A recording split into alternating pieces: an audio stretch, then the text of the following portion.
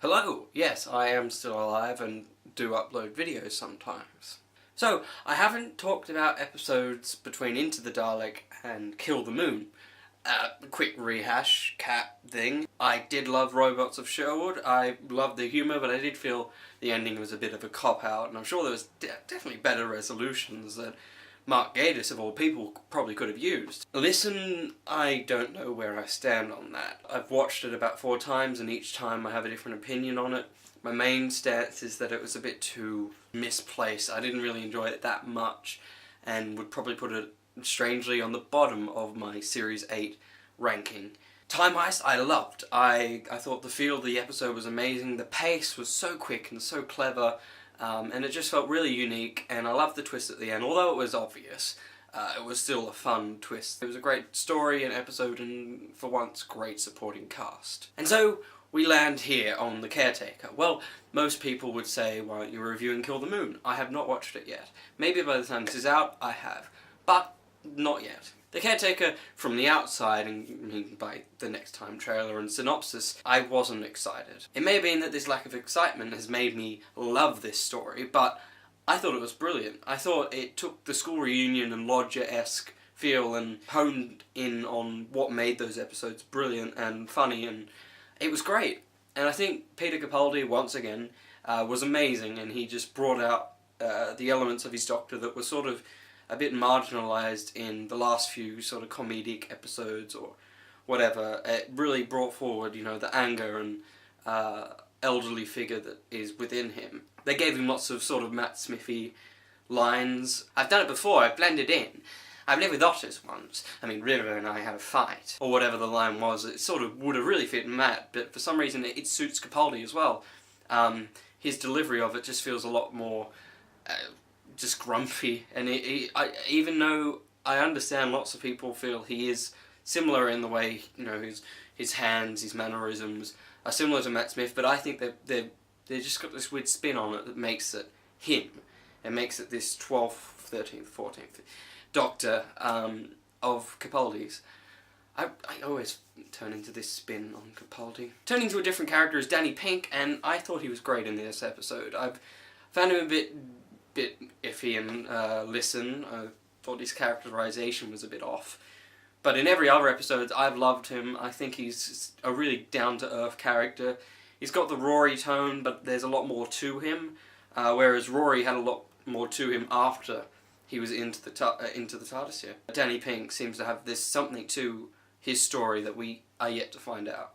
And I think that's great, and it's being portrayed so subtly but so obviously, weirdly. Through The Caretaker, I think it was brought out perfectly. His attitude towards the Doctor really showed his wisdom, and how the Doctor and Danny Pink are really like rubbing skin. I don't know the term. They're really edgy towards each other, and I think it's great. I think it's a new dynamic for Doctor Who, and well, I mean, of course it's happened before, but it's done in a new spin. I still don't know how I feel about Clara. She's definitely gotten better this series, but she's just such a strange characterization of her. I know in this setting she's a school teacher, so she probably acts a bit different, but I mean, the line about the musical felt really misplaced. If it hadn't been for Capaldi's re-mentioning of it a bit later, I would have, you know, cut that. It didn't need to be there. She was making Danny feel like a complete idiot, and that's not what their relationship should or is. The monster of this episode, I can't remember its name exactly. Something Blitzer, Skull.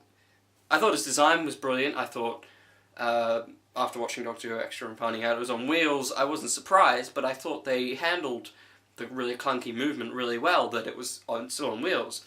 And it felt really original, if a little bit underplayed, but I don't think that was the point of the story. Of course the monsters should be, but in recent years, Doctor Who has moved on to being a bit more of drama than science fiction or just action. And of course we've just gotten the episode like Time Heist, which was all about the monster and lots of crazy goings on, so having a little back sort of story was fine. And I assume it's going to help a lot of characterization and story later on, so to have those sort of quiet moments and more character-driven scene is fine. If I had one complaint about the episode, it would be that scene where Courtney and the Doctor are in the TARDIS, and it almost looks like they just filmed it, cut around the TARDIS, got a still image of the Blitzer, and used the Mac desktop background. I don't know, it really was jarring compared to the shots of Listen where he's underwater, and there's been so many amazing visual effects shots this series that one really threw me. I think this was probably one of the best stories from Gareth Roberts. His Lodger and Caretaker episodes I loved. I don't think any of the Pond era Doctor Who stories I could properly say I hate apart from the Wedding Improver song.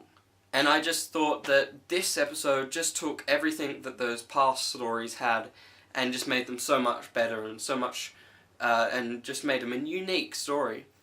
I thought Murray Gold's music was a little over the top. I loved it, there were great pieces, very clever, very Sherlocky. Even though the scenes were quick and funny and quirky, it was just too loud and really came back to, you know, Series 2 where the music was over the top and ridiculous.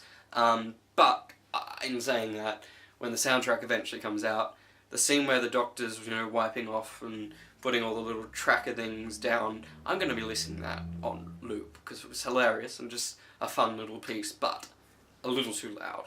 Maybe that was the editor's fault, I don't know. The Invisible Watch, though,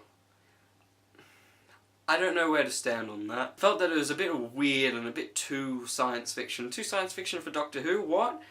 It's sort of like, if he could create that, or if he has owned that, why hasn't he used it before? It was a bit too jarring within the story, although it did help for the Danny scene, which was one of the best moments of Doctor Who so far.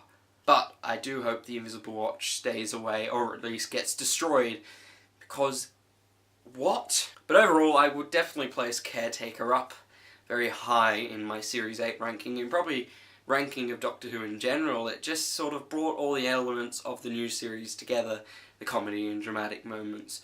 It did feel lacking in science fiction and, you know, Doctor Who-ness, in the fact that the monster just sort of appeared and left and appeared, and then Danny Pink jumped over it, and the Doctor yelled at it through a microphone and a Ghostbuster backpack that was in it for like 5 minutes, which was really disappointing because I thought it was quite cool, and I would have preferred to see it a little bit more, because I wanted to cosplay it.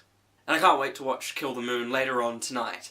So, I hope you enjoyed this video. Hopefully I will review Kill the Moon, you know, not weeks and weeks and weeks after my last review, which is this one. And if you're wondering about any of my fan films, they are coming along nicely.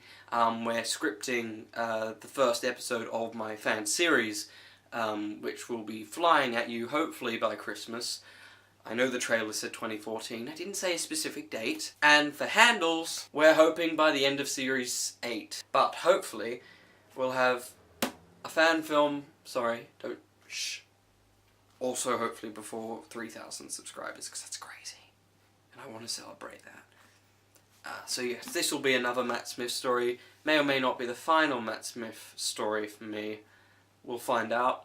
But it should be great, and I hope you enjoy it. And I'll see you in another video. Laters. Ta-ta. Next time.